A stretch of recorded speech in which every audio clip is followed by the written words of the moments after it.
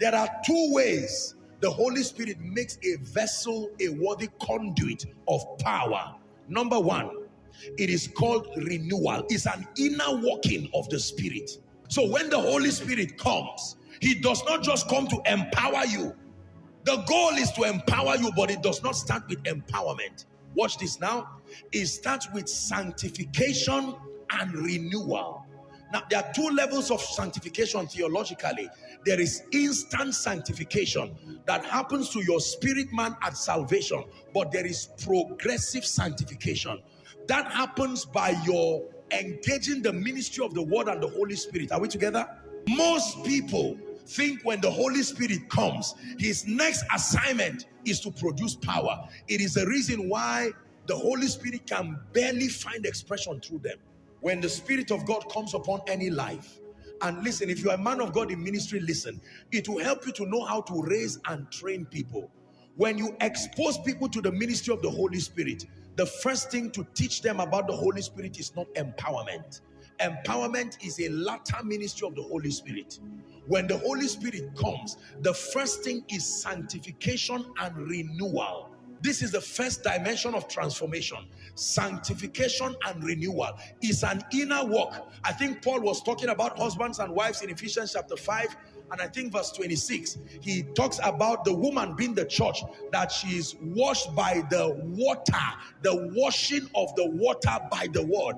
How does he sanctify and cleanse? By the washing of the water and the word. How does God sanctify and cleanse? He purifies your conscience. He purifies your mentality. There is the work of sanctification and renewal that happens to that believer.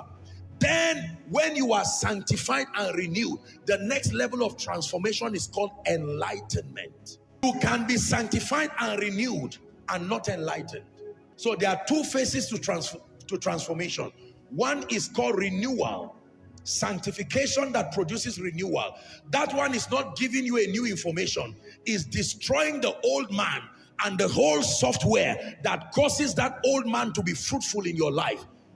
But then when that cleaning process is done, he needs to now begin to show you the ways of the Spirit. It's called enlightenment. Paul prayed that prayer in Ephesians chapter 1 from verse 15 down to 19, that the eyes of your understanding, that is the inner work of the Spirit. Notice he never started with power, even though power was later introduced in the subject. So that the eyes of your understanding, that's how it starts.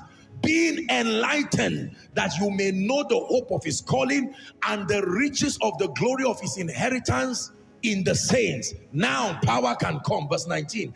And the exceeding greatness of his power to us who believe, according to the working of his mighty power. Let me tell you this.